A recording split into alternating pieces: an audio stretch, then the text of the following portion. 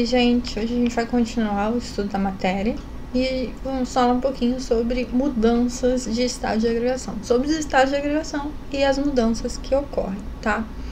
Então, antes de começar, a gente precisa entender que a matéria, né, é formada por partículas, tá? Agora a gente não vai entrar muito, né, nas peculiaridades dessas partículas, a gente vai falar disso um pouquinho mais pra frente. Só entendam que a matéria é feita por partículas, tá? Então, a gente tem os diferentes estados de agregação, né? Sólido, líquido, gasoso. Existem outros mais, mas a gente só vai estudar esses aqui, tá? Então, no estado sólido, né, a gente tem como exemplo o gelo. As partículas, elas estão muito próximas umas das outras, rígidas, fixas, tá? O volume desse sólido, no estado sólido, vai ser fixo, constante, e o estado sólido não vai sofrer compressão. Se ele sofrer compressão, a gente rompe o material, tá? A gente quebra o material. Então, a forma constante e volume também. No estado líquido, as partículas já estão um pouco mais afastadas, né? A gente percebe isso quando a gente pega a água, por exemplo, né? Se você pegar com a sua mão, fizer assim, você vai sentir a água escorrendo pelos seus dedos, certo?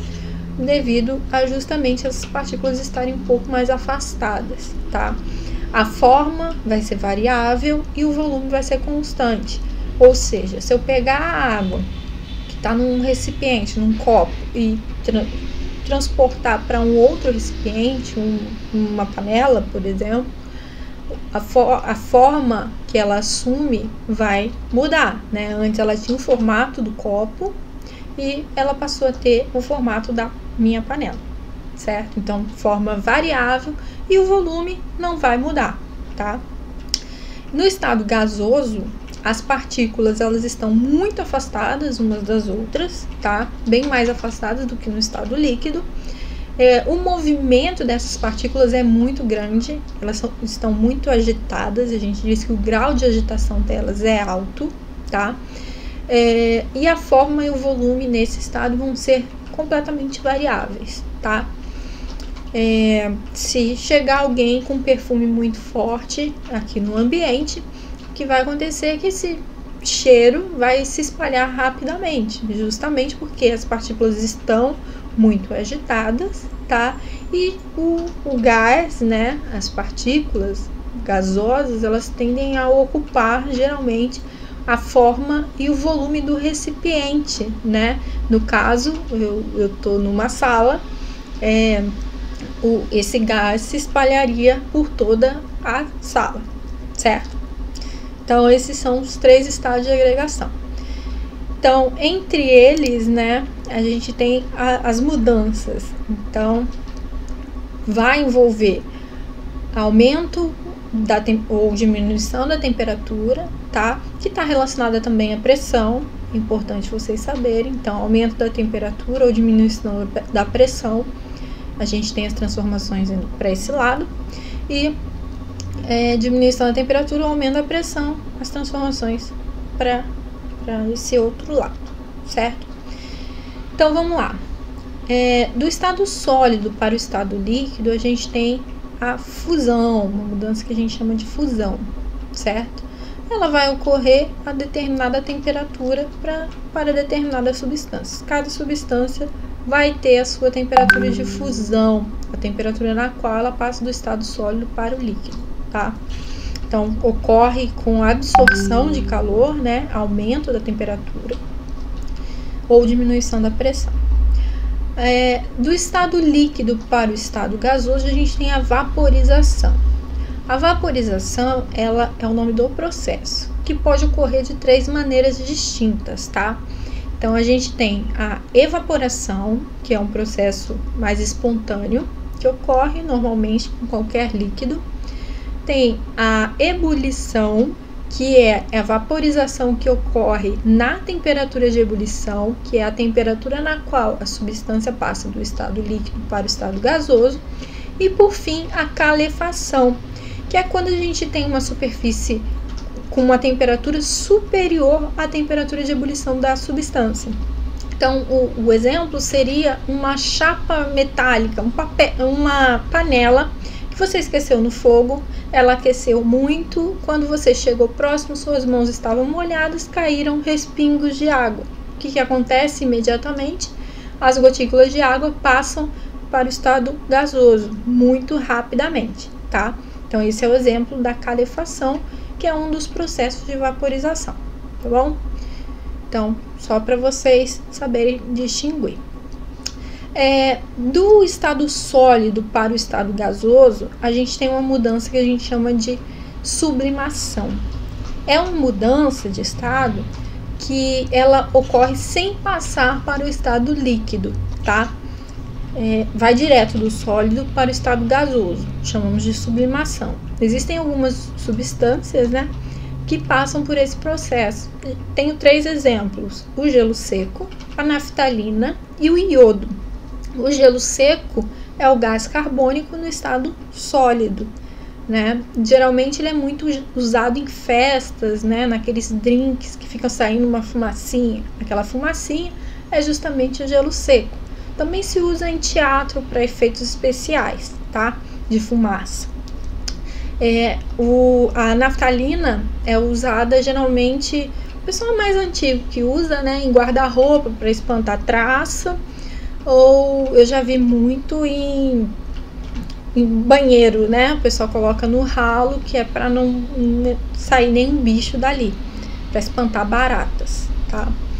E o iodo é bem legal, que quando ele sublima, ele no estado gasoso libera um gás arroxeado, né, meio violeta. É muito bonito de se ver. Se vocês quiserem pesquisar depois no YouTube, eu acho interessante, tá? Então são esses 3 exemplos, geralmente, que a gente dá de sublimação. O processo contrário, né, do estado gasoso para o sólido, a gente chama de ressublimação. Alguns livros vêm tratando como sublimação também, depende, tá? Então, vocês sabem os 2 nomes, agora é só ficar ligados, certo? A ressublimação, no caso, né, ela vai ocorrer com a diminuição da temperatura ou aumento da pressão, tá bom? Então, do estado gasoso para o estado líquido, a gente tem a condensação ou liquefação. Do líquido para o sólido, a gente tem a solidificação, certo? Aqui a naftalina, que eu falei para vocês, né? É uma pedrinha branca, assim, tem um cheiro muito forte. Aqui tá mostrando a ebulição de um líquido, né? Seria o processo de vaporização, mas por ebulição da água, eu acho que é a água, né? Então, essas bolhas é a água, já o líquido em forma de vapor, tá? E aqui é um exemplo de condensação, né? Quando a gente toma um banho, né, quente, o espelho fica embaçado. Aquele embaçado é o vapor da água que está no ambiente, que encontrou a superfície fria do espelho e condensou, tá? Então, são alguns exemplos. Agora, falando mais especificamente sobre temperatura de fusão e ebulição, né? A temperatura de fusão, já falei, é a temperatura na qual ocorre a passagem do estado sólido para o estado líquido, tá? Como é que a gente faz para medir essa temperatura de fusão? A gente utiliza um termômetro, tá? Aquecimento e termômetro. A temperatura de ebulição é a temperatura na qual a substância passa do estado líquido para o estado gasoso, ou estado de vapor, tá bom? Então, a gente mede da mesma maneira. O termômetro na substância e aquecimento. O termômetro ele começa a medir, né, a temperatura de fusão quando a água quando o gelo, no caso, começa a derreter, tá? E na ebulição, quando surgem as primeiras bolinhas, né? Então a gente já sabe que teve início a ebulição. A água, né, a temperatura de fusão dela é 0 graus Celsius e a de ebulição é 100 graus Celsius. É importante vocês saberem disso. costuma cair muito em prova. Então, cada substância tem seu ponto de fusão e ebulição específicos, tá? São tabelados. A gente tem um livro no laboratório para consulta que vem esses dados, tá? A gente chama de handbook. Aqui a gente tem algumas nessa tabela: álcool, acetona, chumbo e o ferro, né? Reparem que alguns têm o ponto de fusão muito baixo e outros têm o ponto de fusão muito altos, né? A de ebulição aqui também são todos praticamente altos, né? Comparados à nossa temperatura ambiente. Outra coisa que é importante, né? São as curvas de aquecimento e resfriamento, que a gente representa essas mudanças de estado, tá? Então, é um gráfico que a gente tem a temperatura, aqui seria o tempo, tá? Temperatura no eixo Y, no eixo vertical, na ordenada, e no eixo X, nas abscissas, seria pode ser o calor absorvido ou o tempo decorrido, tá bom? Então, a curva representa o aquecimento da substância e vem marcado, né, as temperaturas de fusão, né, que é o primeiro processo que a substância passa com o aquecimento, e ebulição, tá? Essa aqui é a nossa curva de aquecimento. A de resfriamento é a curva ao contrário, né? Eu vou começar no meu estado gasoso ou de vapor, aqui é no caso da água, no estado de vapor, e vou passando até eu chegar no meu estado sólido, com abaixamento de temperatura. Reparem aqui, tá? Então, aquecimento eu aumento a temperatura, resfriamento eu diminuo a temperatura. A gente tem que saber, nós já estudamos, né, na aula anterior, que as substâncias podem ser puras ou podem ser misturas, né?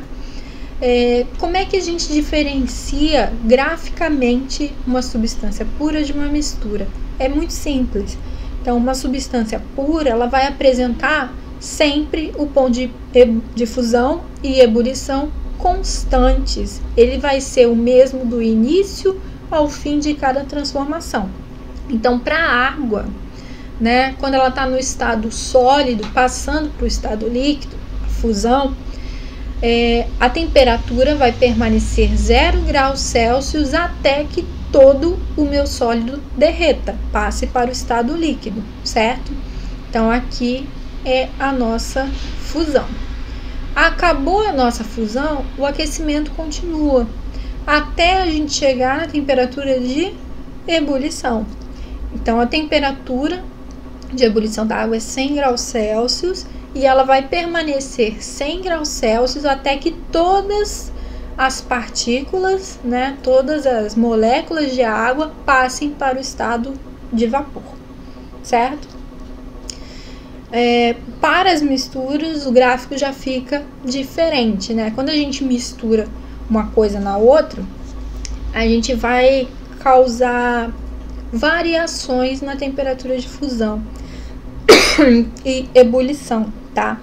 Esse caso aqui seria o caso de uma mistura comum.